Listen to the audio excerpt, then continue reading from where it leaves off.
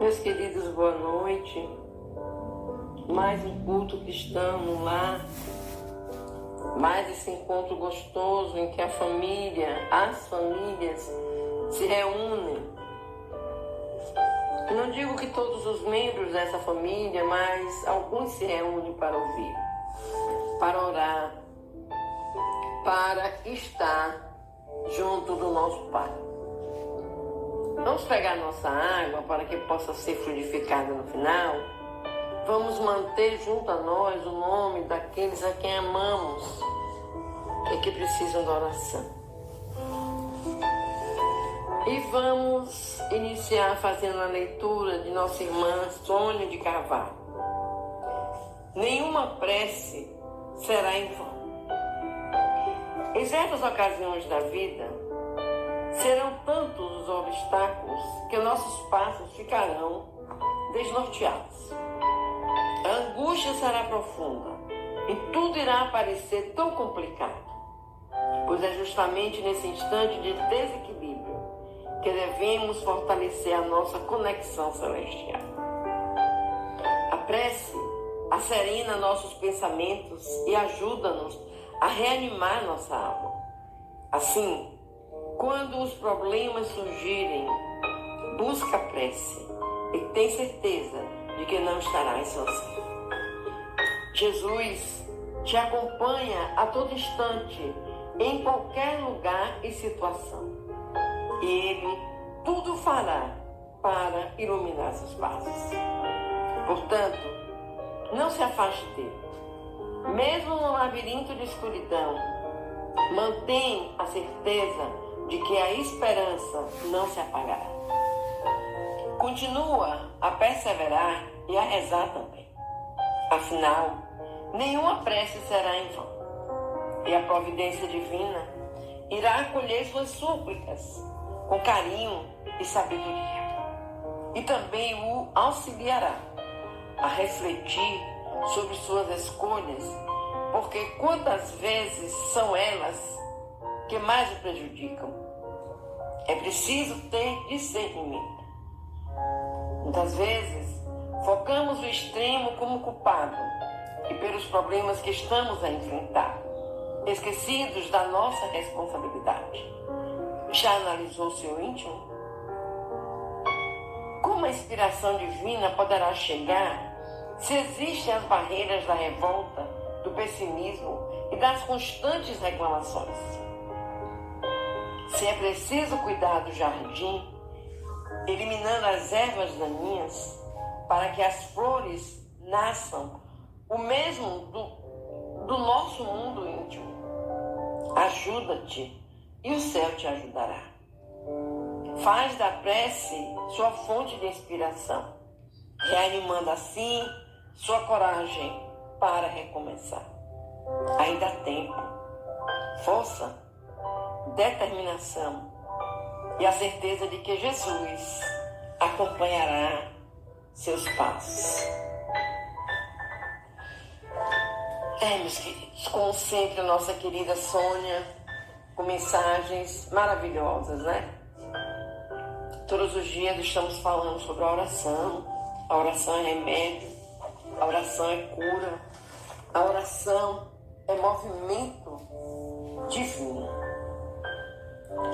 Todos aqueles que estão fincados, determinados a orar, a ter na mente a necessidade de orar. Não importa se com palavras, se pelo pensamento, mas aquele encontro gostoso com o Pai, com Jesus. Vamos à oração, meus amigos. Vamos fazer a leitura do nosso Evangelho segundo o Espiritismo. Hoje leremos o capítulo 4. O título do capítulo é Ninguém poderá ver o reino de Deus se não nascer de novo. Iremos ler o item 24 e o item 25. São instruções dos Espíritos. Limites da encarnação. Quais os limites da encarnação. A bem dizer, a encarnação cresce de limites precisamente traçados, se tivermos em vista apenas o envoltório que constitui o corpo do espírito. Dado a materialidade desse envoltório, diminui a proporção que o espírito se purifica. Em certos mundos mais adiantados do que a Terra, já ele é menos compacto, menos pesado, menos grosseiro e, por conseguinte, menos sujeitos a vicissitudes. Em grau mais elevado, é diáfano e quase fluídico. Vai desmaterializando-se de grau em grau e acaba por se confundir com o perispírito. Conforme o mundo em que é levado a viver, o espírito reveste um invólucro apropriado à natureza desse mundo. O próprio perispírito passa por transformações sucessivas, torna-se cada vez mais etéreo, até a depuração completa, que é a condição dos puros espíritos. Se mundos especiais são destinados a espíritos de grande adiantamento, esses últimos não lhe ficam presos, como nos mundos inferiores. O estado de despreendimento em que se encontram lhes permite ir a toda parte, onde os chamam as missões que lhe estejam confiadas. Se se considerar do ponto de vista material a encarnação, tal como se verifica na Terra, poder-se-á dizer que ela se limita nos mundos inferiores. Depende, portanto, que o espírito libertar-se dela mais ou menos rapidamente, trabalhando pela sua purificação. Deve também considerar-se que no estado de desencarnado, isto é, no intervalo das existências corporais, a situação do espírito guarda relação com a natureza do mundo a que o liga o grau de seu adiantamento. Assim, na erraticidade, é ele mais ou menos ditoso, livre e esclarecido, conforme está mais ou menos desmaterializados. São Luís, Paris, 1859. Vamos ler o item 25. Necessidade da encarnação. É um castigo a encarnação e somente os espíritos culpados estão sujeitos a sofrê-la? A passagem dos espíritos pela vida corporal é necessária para que eles possam cumprir, por meio de uma ação material, os desígnios cuja execução Deus lhe confia. É-lhes necessária a bem deles, visto que a atividade que são obrigados a exercer lhes auxilia o desenvolvimento da inteligência. Sendo soberanamente justo, Deus tem de distribuir tudo igualmente por todos os seus filhos. Assim é que estabeleceu para todos o mesmo ponto de partida, a mesma aptidão, as mesmas obrigações a cumprir e a mesma liberdade de proceder. Qualquer privilégio seria uma preferência e toda preferência é uma injustiça. Mas a encarnação, para todos os espíritos, é apenas um estado transitório. É uma tarefa que Deus lhes impõe quando iniciam a vida, como primeira experiência do uso que farão do livre-arbítrio. Os que desempenham com zelo essa tarefa transpõem rapidamente e menos penosamente os primeiros graus da iniciação. E mais cedo gozam do futuro penosamente os primeiros graus da iniciação. E mais cedo gozam do fruto de seus labores. Os que, ao contrário, usam mal da liberdade que Deus lhe concede, retardam a sua marcha. E tal seja a obstinação que demonstrem, podem prolongar indefinidamente a necessidade da reencarnação. E é quando se torna um castigo. São Luís, Paris, 1859. Meus queridos, esses dois temas hoje que nós lemos, os limites da encarnação e a necessidade da encarnação, nos leva a pensarmos. Nada acontece por acaso. Nós ouvimos aqui, lemos aqui, que existem mundos mais adiantados que a Terra. Com certeza, nesses mundos, existem também espíritos mais puros que aqui na Terra. Nós, ao reencarnarmos, trazemos tudo que será necessário para a nossa evolução. Deus nos dá o livre-arbítrio como um poder de escolha nossa entre o bem e o mal. Deus nos dá o véu do esquecimento para que nós não nos lembremos das vidas passadas. Seria terrível para alguém reencarnar tendo conhecimento dos seus erros passados. Como será, meus irmãos, que viveríamos nessa jornada terrena? Sempre lembrando, eu fiz isso, eu fiz aquilo, eu preciso não fazer mais. Mas seria uma confusão mental tão grande que nós não teríamos a possibilidade de evoluirmos dentro da moral cristã, evoluirmos espiritualmente. Existem espíritos que reencarnam 1, 2, 3, 4, 5, 6, 7, 8, 9, 10, levam séculos e séculos, milênios até, reencarnando. E chega um momento que essa reencarnação passa a ser mais um castigo, para que aquele espírito compreenda as necessidades que movem a sua encarnação. Não é o trabalho da classe que constitui uma punição. Não. É que ele se coloca numa posição de ter essa obrigação de cumprir.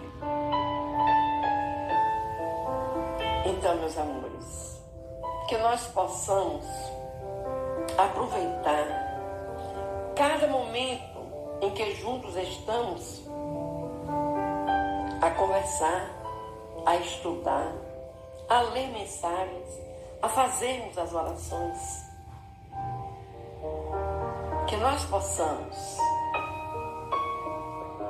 estarmos exatamente em um mesmo nível intelectual e moral. Claro que existirão diferenças, é normal, porque se todos nós reencarnássemos e alcançássemos esse nível intelectual e moral, o mundo seria o paraíso, a Terra seria o paraíso. Mas infelizmente existem espíritos que erram, reencarnam. Em vez de resolver aquele erro, erram mais ainda. Reencarnam e vão só aumentando seus erros, seus compromissos com o nosso Pai. E aí, meus irmãos, as encarnações são necessárias. São necessárias porque nós precisamos ter utilidade em nossa reencarnação. Deus é soberano e sábio. Ele nada faz de inútil. E quando Ele permite que encarnemos no mesmo globo, Ele quer que aqueles espíritos, pondo-se novamente em contato, tivessem a possibilidade, a condição de resolver seus danos.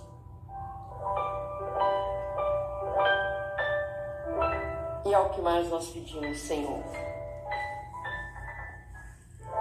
Que consigamos, ainda na jornada terrena,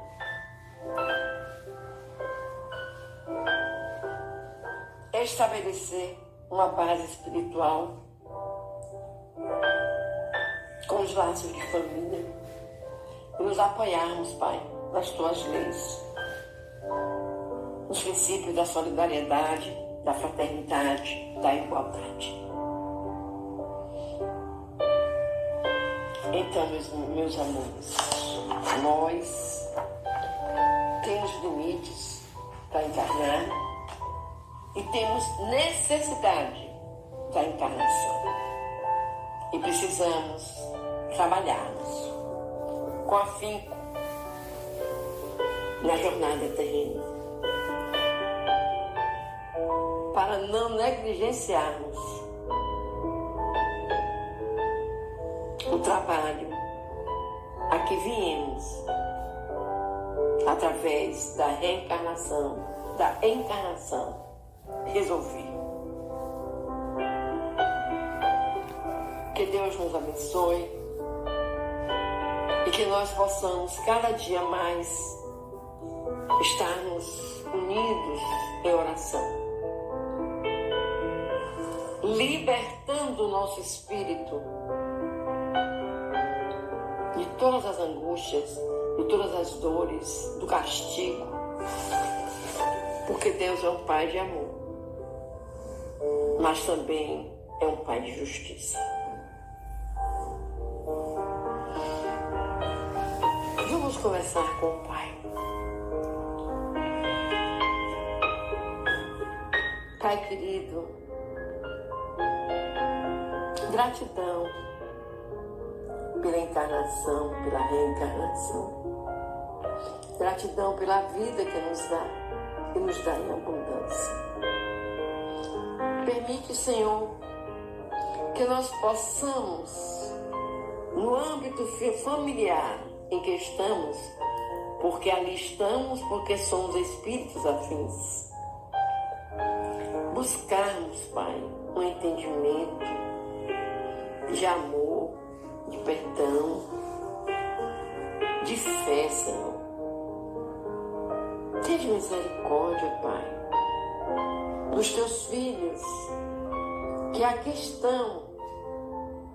E tu sabes, muitos se comprometendo.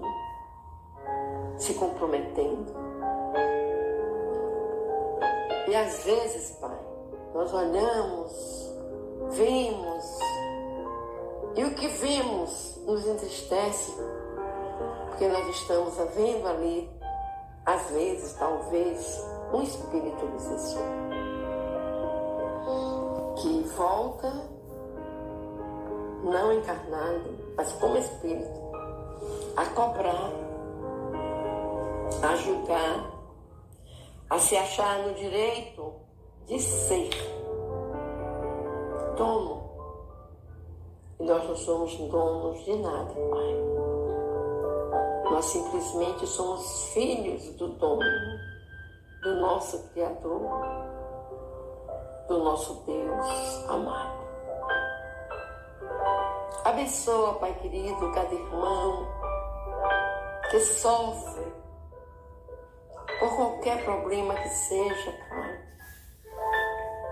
Que esses irmãos encontrem a paz através da oração, através do amor, através do perdão, através da caridade.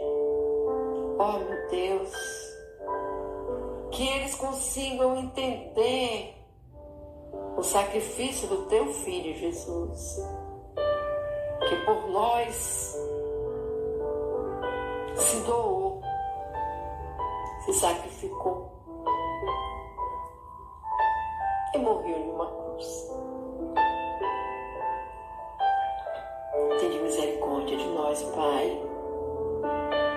tende misericórdia de nós, Pai. Que nós possamos, Senhor, estar conscientes da nossa necessidade de evoluirmos, de colocar em prática, Pai, tudo aquilo que Jesus nos doou. Que possamos ter em nossas consciências as leis naturais. Que nós possamos ter em nossas consciências a lei de amor, que une todos os irmãos.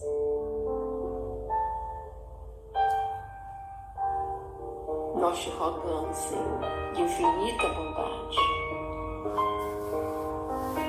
aumenta a nossa fé, aumenta o nosso entendimento, Senhor, para que nós não precisamos estar nesse redemoinho de questões, de brigas, de desentendimentos, de arruaças, de falta de respeito, falta de alto amor. Nos ajuda, Pai. E que os nossos mentores espirituais são os nossos anjos bons que nos guiam. E eu imagino como eles devem sofrer para guiar certos irmãos. Mas que eles possam, Pai, ter sempre essa presença amorosa do nosso Jesus, tua, dos nossos benfeitores espirituais. Nós te rogamos, Pai querido, tenha misericórdia de todos nós. Que nós possamos, Pai, ir de encarnação a encarnação, liberando nossos espíritos das mazelas do passado. E que sejamos e estejamos preparando-nos para uma evolução espiritual. Louvado seja nosso Senhor Jesus Cristo, meus irmãos. Para sempre seja louvado. Louvado seja nosso Deus, Pai de amor e bondade. Para sempre seja louvado. Louvado seja nossa mãezinha do céu. Para sempre seja louvado. Vamos, meus amores, agora fecharmos os nossos olhos. Vamos pedir a todos vocês que coloquem em suas telas mentais uma vida sem dor, sem sofrimento, uma vida onde as leis naturais fluem através da Mãe Natureza, através do universo, e que encontremos, meus amores, essa felicidade, pedindo a espiritualidade amiga que venha fluidificar as nossas águas, e que essas águas sirvam de alimento, de cura para o nosso corpo físico e o nosso corpo espiritual. E vamos juntos fazermos a oração que o nosso meigo Jesus nos ensinou. Pai nosso que estás nos céus e em todos os lugares, santificado seja o teu nome de amor. Venha a nós sempre, sempre o teu reino. Seja feita sempre, sempre a tua vontade, assim na terra como nos céus. Que o pão nosso de cada dia nos dai hoje e sempre. Perdoa, Pai querido, as nossas ofensas, assim como nós perdoamos a quem nos tenha ofendido. Não nos deixeis, Pai, cair em novas perturbações, em novos erros. Afastar de nós o orgulho e o egoísmo. Aumenta a nossa fé e que nós possamos amar como Jesus amou. Pois Teu, Senhor, é o poder, a honra e a glória por toda a eternidade. Que assim seja, hoje, agora, amanhã e por toda a eternidade. Amém.